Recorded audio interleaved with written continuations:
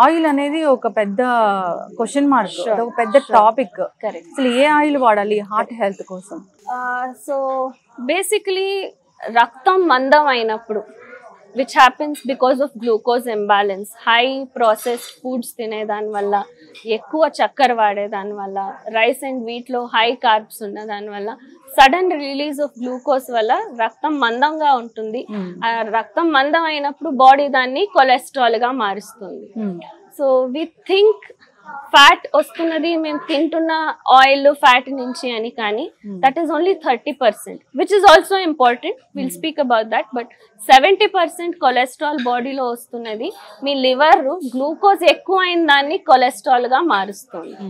So unless we correct the glucose imbalance by avoiding highly processed and sugar ఉన్న foods ని avoid చేయకుండా ఉంటే, మీరు బెస్ట్ ఆయిల్ వాడినా కూడా బాడీలో కొలెస్ట్రాల్ వస్తుంది. సో ఆ 70% ని first we have to take care bye eating millets, not eating rice, wheat, sugar and maintaining good glucose levels in the body. So అది ఫస్ట్ స్టెప్ ఉంటుంది. రెండోది of course hour cooking oils, refined oils లో we are not having pure oils into our body, so that is also a huge contribution.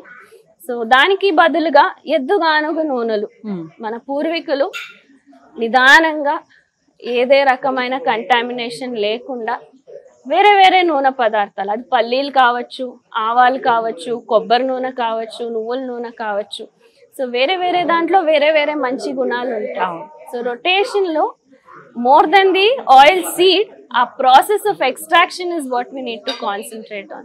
So ఎద్దుగానుగల్లో నూనె తీసినప్పుడు దాంట్లో ఉన్న పోషకాంశాలు ఏది డిస్ట్రాయ్ కావు and no free radical addition అక్కడ జరగదు. So at standard temperature and pressure oils are extracted and ఈ రకమైన నూనెలు ఆరోగ్యానికి మంచిది. ఓకే, సో ఎట్టి పరిస్థితుల్లో మీరు చెప్పినట్లుగా మీరు ఎన్నో వీడియోస్ లో చెప్పారు, వైట్ రైస్, వైట్ షుగర్, ఈ వైట్ సాల్ట్ ఇలాంటివి ఎట్టి పరిస్థితుల్లో తీసుకోకూడదు, మైదా ఇలాంటివి ఖచ్చితంగా అందరూ కూడా పాటించాలని కోరుకున్నాం డాక్టర్ గారు. సో చాలా మంది కూడా చెప్పిన వీడియోస్ వల్ల కావచ్చు, సో కోవిడ్ తర్వాత అది నేర్పిన పాఠాలు కావచ్చు, సో లైఫ్ స్టైల్ అనేది చేంజ్ అయిపోయింది, నేచర్తో కలిసి జీవించడం అనేది అలవాటు చేసుకున్నారు. సో ఫైనల్గా శారీరక శ్రమ అంటే ఫిజికల్ యాక్టివిటీ అనేది ఎలా ఉండాలి, ఎలా ఉంటే మనం ఆరోగ్యంగా ఉంటాం? వాకింగ్ కావచ్చు, జిమ్కి వెళ్ళడం కావచ్చు, యోగా కావచ్చు, ఓవరాల్గా ఈ ఫిజికల్ బాడీ అనేది దేవుడు క్రియేట్ చేసినదే ఎక్సర్సైజ్ చేయడానికోసం. అంటే ఎస్పెషలీ ఈ హ్యూమన్ బాడీ డిజైన్ ఉండేది, it is meant to walk. From 4-legged creatures we became 2-legged human beings. సో నడచడం అనేది మన బాడీకి అవసరం ఉన్న ముఖ్యమైన ఎక్సర్సైజ్. దాని తర్వాత మీరు యోగా అయినా చేయొచ్చు, స్పోర్ట్స్ చేయొచ్చు, జిమ్కి వెళ్ళచ్చు, స్విమ్మింగ్ చేయొచ్చు, all that is secondary. But అవన్నీ చేస్తున్నామని మేము ప్రైమరీ ఈజీ అండ్ సింపుల్ వాకింగ్ని మర్చిపోతున్నాం. సో ఎవరైనా ఏ వయసు వాళ్ళైనా ఏది డేంజర్ లేకుండా, ఎవరు టీచర్ ట్రైనర్ అవసరం లేకుండా సహజంగా చేయొచ్చు. దేవుడే మాకు 2 years లోపల నేర్పించేది వాకింగ్. సో దీన్ని మర్చిపోవద్దండి. ఇంకేం చేసేదైనా అది మీకు ఎక్స్ట్రా, కానీ వాకింగ్ అందరూ కంపల్సరీగా చేస్తే has a huge role to play in avoiding lots of diseases. Blood flow, circulation జరుగుతుంది, సో బ్లడ్ ప్యూరిఫికేషన్ జరుగుతుంది, న్యాచురల్ డయాలిసిస్ జరుగుతుంది, రక్తం పల్సగా ఉంటుంది, బ్లడ్ థిన్నింగ్ ఎఫెక్ట్. సో బీపీకి టాబ్లెట్ వేసుకునేది బ్లడ్ థిన్నర్, న్యాచురల్ గా అది మీరు రెగ్యులర్ వాకింగ్ చేసినప్పుడు జరుగుతుంది. ప్రతి ఒక్క మజిల్ కి ఎక్సర్సైజ్ అవుతుంది, ఏ దానికి ఓవర్ స్ట్రెయిన్ కాకుండా ఉంటుంది.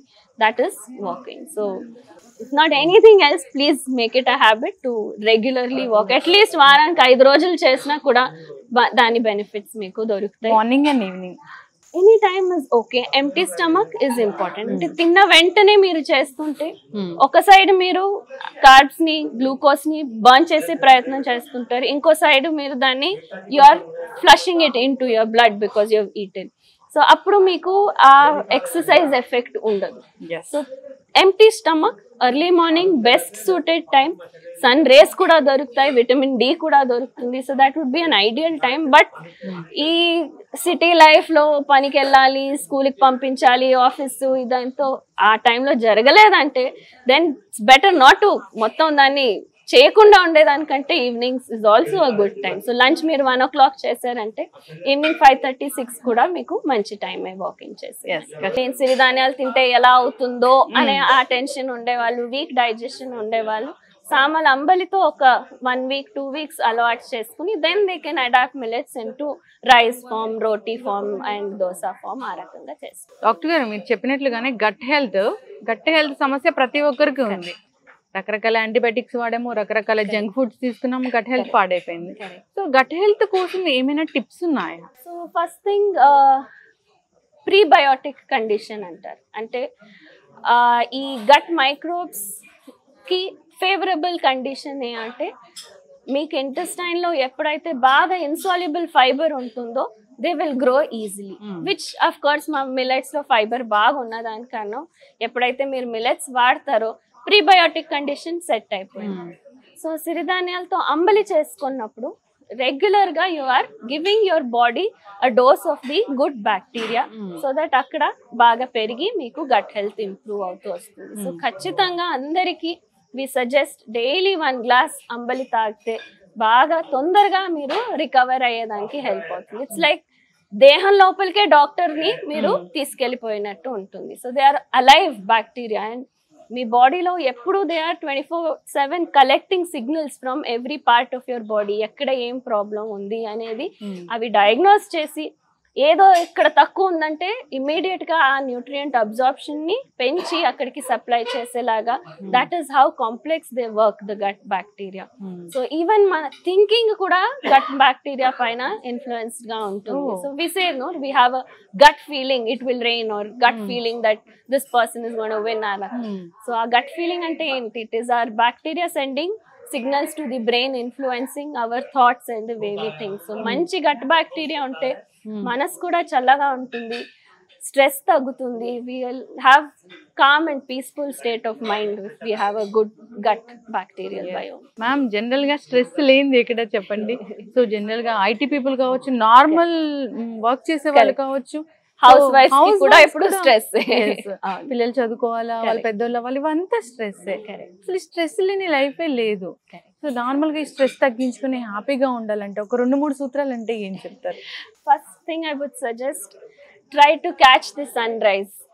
సన్ రైజ్ టైంలో ఎప్పుడైతే మేము ఆ rising sun the colours change అయ్యేదాన్ని చూస్తామో మైండ్ లో బ్రెయిన్ లో హ్యాపీ హార్మోన్స్ సెక్రీట్ అవుతాయి. So sun rise and sun set direct గా వ్యూ చేసేదానికి if you take out 5-10 minutes in your routine, that will go a long way to make us feel calm and peaceful. Rendodi regular exercise is also essential for mental health. We think physical health matram ade avasaram anedi. Long walks, yoga, pranayama have a very important role even in our mental health. Stress తగ్గించేదానికి ప్రాణాయామం especially బాగా stress తగ్గించేదానికి సహాయం చేస్తుంది.